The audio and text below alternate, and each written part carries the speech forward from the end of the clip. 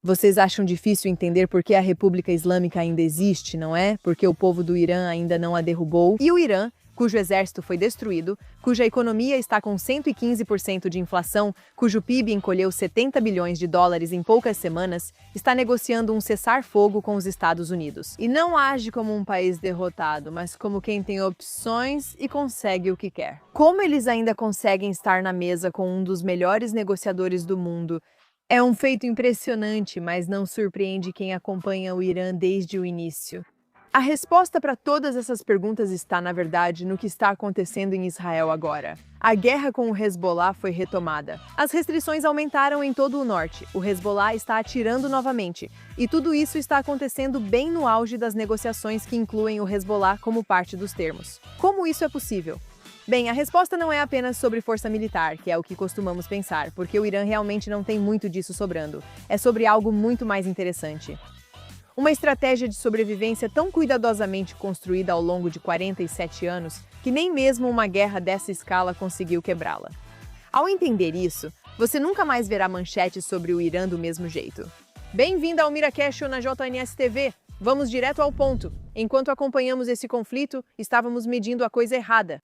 Contamos instalações destruídas, comandantes mortos, mísseis degradados, colapso econômico e concluímos que o Irã está perdendo, o que é verdade. As defesas aéreas deles quase não existem mais. O alto comando militar deles foi eliminado e a inteligência destruída. Você sabia que as inteligências dos Estados Unidos e de Israel estão interceptando as ordens do Estado-Maior iraniano e lendo-as antes mesmo que cheguem aos próprios comandantes deles? Isso fez com que o braço de inteligência da Guarda Revolucionária e o Ministério da Inteligência ficassem tão consumidos por rivalidades institucionais. Temiam que estivessem escondendo informações um do outro e suspeitavam que o outro estivesse comprometido, enquanto Estados Unidos e Israel atuavam totalmente coordenados. A Rússia fabrica drones próprios, já que o Irã não consegue mais fornecê-los. A China diversifica e reduz a dependência do petróleo iraniano. O programa nuclear atrasou anos. Por qualquer padrão, este país já deveria ter acabado. Mas o Irã nunca seguiu essas regras. Na verdade, nunca mesmo.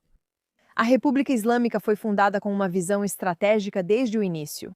Você não precisa vencer, você só precisa sobreviver. Você precisa continuar de pé quando a pressão diminuir, para sobreviver a cada governo, a cada regime de sanções, a cada campanha militar, a cada momento de máxima atenção internacional e estar lá, ainda funcionando, quando a multidão seguir para a próxima crise. No momento em que o regime ainda está de pé, ele declara a vitória, porque sobreviver é a única condição de vitória que ele realmente estabeleceu para si mesmo. Isso parece simples, mas as implicações disso são enormes, porque toda a estratégia que o Irã construiu gira em torno dessa lógica, e isso explica tudo o que eles estão fazendo agora, internamente, na mesa de negociações e também no Líbano. Para começar, precisamos entender como eles sobreviveram à pressão interna, algo em que todos no Ocidente apostavam para derrubá-los. O povo iraniano vai se revoltar derrubar o regime. A liderança ocidental disse isso diretamente várias vezes, esse era o plano, e mesmo assim eles não caíram.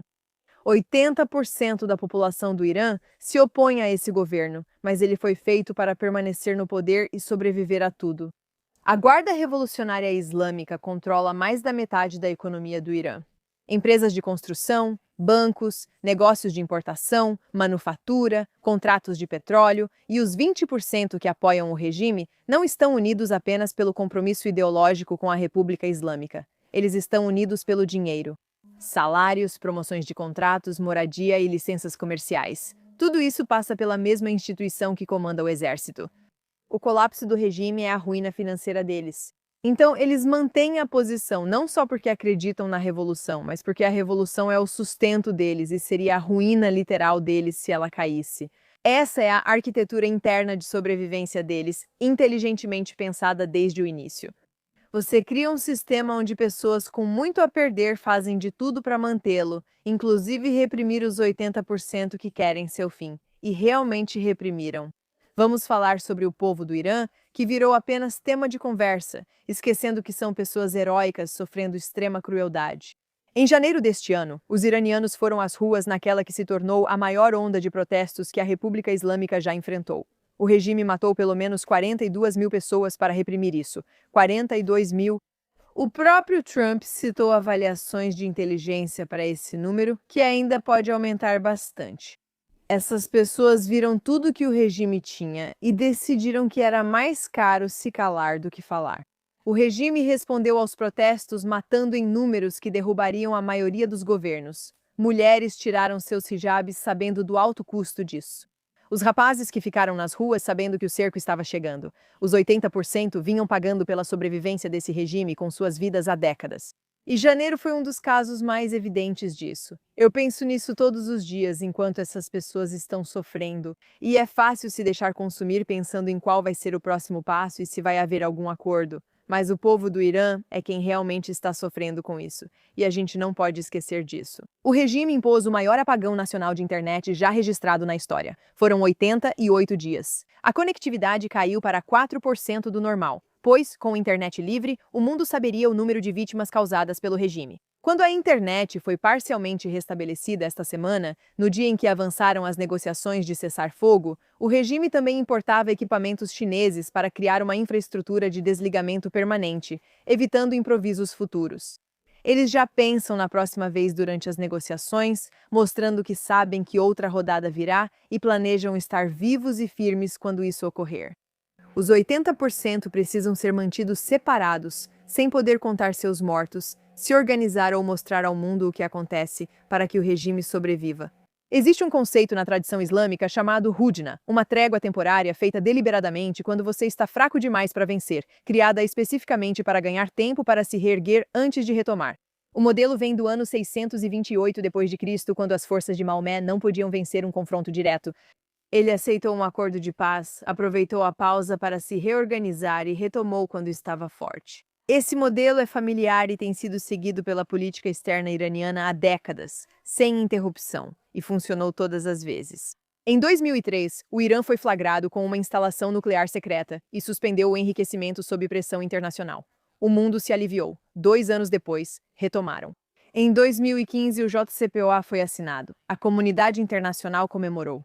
O Irã recebe 150 bilhões de dólares em alívio de sanções e usa essa oportunidade para financiar o Hezbollah com 50 milhões de dólares por mês, expandir milícias xiitas no Iraque e Síria, acelerar o programa de mísseis além do ritmo anterior ao acordo e tornar a ameaça Houthi no Iêmen difícil de eliminar por anos. Cada dólar do alívio das sanções teve um destino. Foi para a rede de grupos proxy. Foi para o jogo de longo prazo. Esta semana, Trump anunciou o acordo que já está basicamente negociado em grande parte. Obviamente, isso continua mudando. Teherã classificou isso como um acordo quadro, esclarecendo que questões nucleares não estão nas negociações, que o Estreito de Hormuz segue sob controle iraniano e o alívio das sanções é posição fixa. Ambos anunciaram o mesmo acordo, mas descreveram versões diferentes. Em abril, o Irã aceitou um cessar-fogo condicionado à reabertura do estreito e ao seu novo fechamento poucas horas depois, impondo exigências que sabia que Washington recusaria. Já vimos isso antes, mas não é só por parte do Irã, essa é uma estratégia islâmica. Dias após Yasser Arafat assinar os acordos de Oslo na Casa Branca em 1993, ele discursou para muçulmanos em Joanesburgo e comparou Oslo a Hudaybiyah. Uma trégua que só deveria ser respeitada até que ele estivesse forte o suficiente para retomar.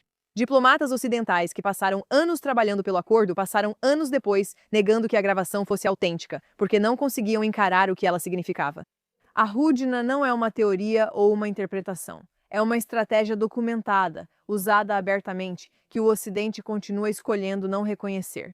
E mais uma coisa que dá a este momento atual todo o seu peso. Esta não é a primeira vez que a República Islâmica bebe do que chama de cálice envenenado. Em 1988, após 8 anos de uma guerra brutal com o Iraque, Khomeini aceitou um cessar-fogo que descreveu exatamente nesses termos. Uma humilhação, uma rendição de um princípio revolucionário, um cálice de veneno engolido para sobreviver. O regime absorveu a humilhação, permaneceu de pé e se reconstruiu. Khomeini se foi, mas o regime que criou permanece, repetindo o que seus sucessores aprenderam. O pai do atual líder supremo já enfrentou isso, e agora o filho passa pelo mesmo. A memória institucional arraigada remonta a décadas e diz: beba, aceite a humilhação, sobreviva e reconstrua. O perigo específico da estrutura atual do acordo é que a primeira fase, com algum alívio das sanções e redução da pressão, oferece exatamente o que o Irã precisa: um fôlego, enquanto a questão nuclear é adiada para uma segunda etapa. Na segunda fase, a máquina já terá usado o alívio inicial para se recuperar, como já ocorreu antes. Há documentos que comprovam isso. E mesmo assim, aqui estamos nós de novo. Agora, aqui está a parte que prova que essa teoria está correta, que não é apenas algum tipo de teoria da conspiração absurda. Quando o Irã negociou a estrutura do cessar-fogo com Washington, ele protegeu o Líbano. Gaza foi completamente excluída. O Hamas ficou de fora. No próprio mundo palestino, isso gerou confusão e questionamentos sobre por que o Irã incluiu o Líbano em acordos, deixando Gaza exposta. O Hamas está agora descobrindo publicamente que é um ativo de segunda categoria. E esse é um assunto para outro episódio. Mas isso é um indicativo de onde estão as prioridades do Irã. Longe de Gaza, isso é certo. Mas então ocorreu outra coisa que poucos perceberam corretamente. O ministro das Relações Exteriores do Irã declarou publicamente que os Estados Unidos precisam escolher entre cessar fogo ou guerra via Israel. Não podem ter ambos. O Irã ameaçou derrubar toda a estrutura do cessar-fogo se o Hezbollah não fosse protegido dentro dos seus termos. O rascunho iraniano da estrutura incluía uma declaração de fim da guerra em todas as frentes, incluindo o Líbano, durante as negociações. Ou seja, o Irã está tentando usar as negociações de paz para congelar as operações de Israel contra o Hezbollah enquanto a diplomacia continua. Ouça isso de novo. O Irã está na mesa de negociações exigindo que as negociações por um acordo de paz protejam o Hezbollah da pressão militar, enquanto o Hezbollah, ao mesmo tempo, está disparando foguetes, reconstruindo suas forças e destruindo o norte de Israel. Está usando a diplomacia para proteger o seu grupo proxy, enquanto esse proxy demonstra que a diplomacia não significa nada para ele. A mesa de negociações está sendo usada para proteger exatamente aquilo que torna a própria mesa de negociações irrelevante. Se você acompanha as notícias de Israel, viu que a guerra no norte contra o Hezbollah se intensificou e foi retomada. Com inúmeros foguetes sendo lançados, as restrições retornaram aos civis locais e as forças de defesa de Israel avançam mais no Líbano do que o esperado. Esse é o motivo pelo qual o Líbano é insubstituível para o Irã, revelando como o Irã pensa. A rede de grupos proxy do Irã não foi criada só para guerras. Ela foi criada para impedir a derrota total do Irã. Porque sempre haveria vários focos de conflito queimando pela região que nenhuma campanha militar conseguiria extinguir ao mesmo tempo. Hezbollah no Líbano, milícias xiitas enraizadas no Iraque, os Houthis no Iêmen. Cada um foi construído e inserido de modo distinto, exigindo soluções militares e políticas diferentes para a remoção. O objetivo nunca foi que um grupo proxy vencesse, mas sim que nenhum fosse totalmente eliminado. O Estreito de Hormuz segue sob controle iraniano nesse período. A carta geográfica do Irã não pode ser destruída por bombardeios, garantindo ao país sempre algo econômico para negociar, mesmo com seu exército devastado. Se você está confusa com todos os elementos que citamos, é exatamente isso.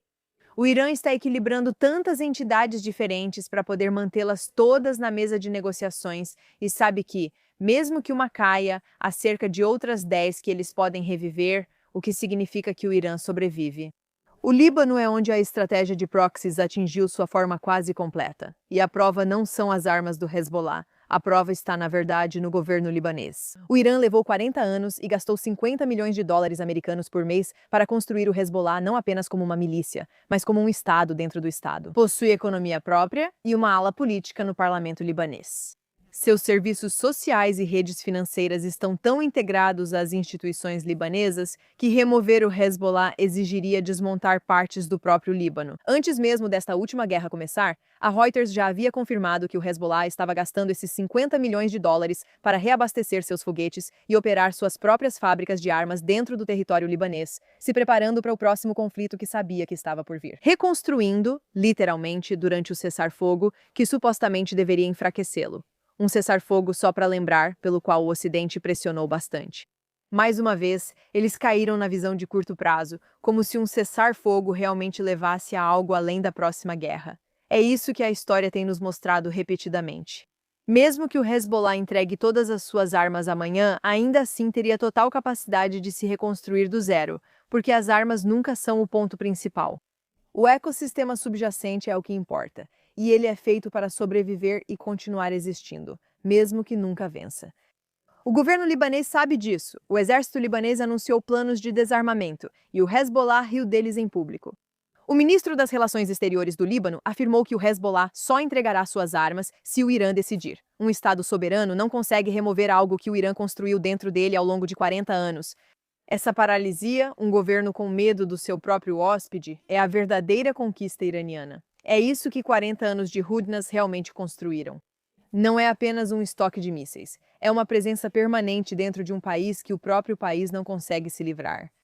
É um sistema de tentáculos que se encontra alojado em tantos lugares diferentes que, quando você arranca um, outro simplesmente cresce. Então, quando o Hezbollah lança foguetes no norte de Israel hoje, depois de perder toda a sua liderança, depois de ser atingido mais duramente do que em qualquer outro momento da história, o Irã está enviando uma mensagem que não tem nada a ver com o resultado militar daquele confronto específico. Diz: somos bombardeados até virarmos escombros e ainda assim chegamos até vocês pelo território de outro, aproveitando a paralisia do governo alheio como plataforma. Nunca precisamos vencer.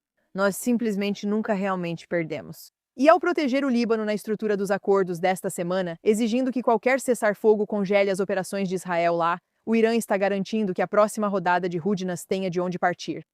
Novamente, se a República Islâmica caísse por algum acaso, o Hezbollah foi criado para se reerguer.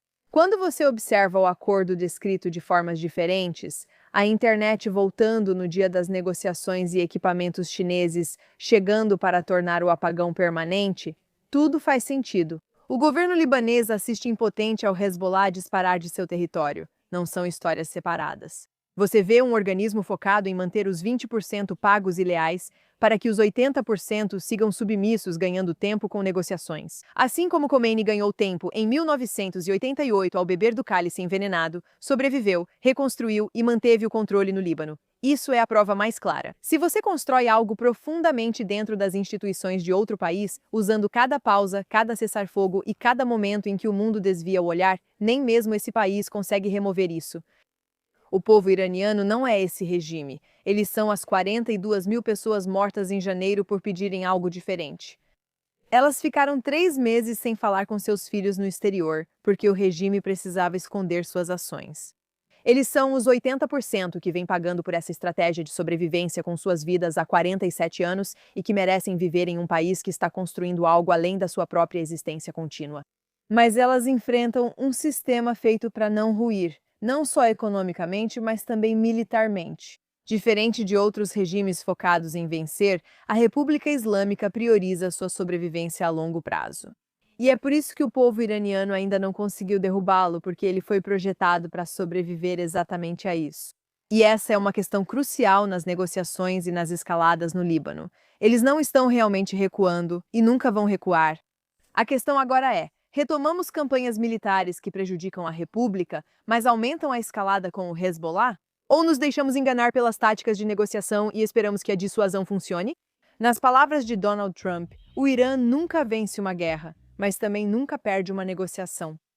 Se este é o momento em que a estratégia finalmente chega ao fim, honestamente não sabemos. Mas agora, pelo menos, você entende exatamente o que está assistindo. Eu sou Yerke e vejo você na próxima vez.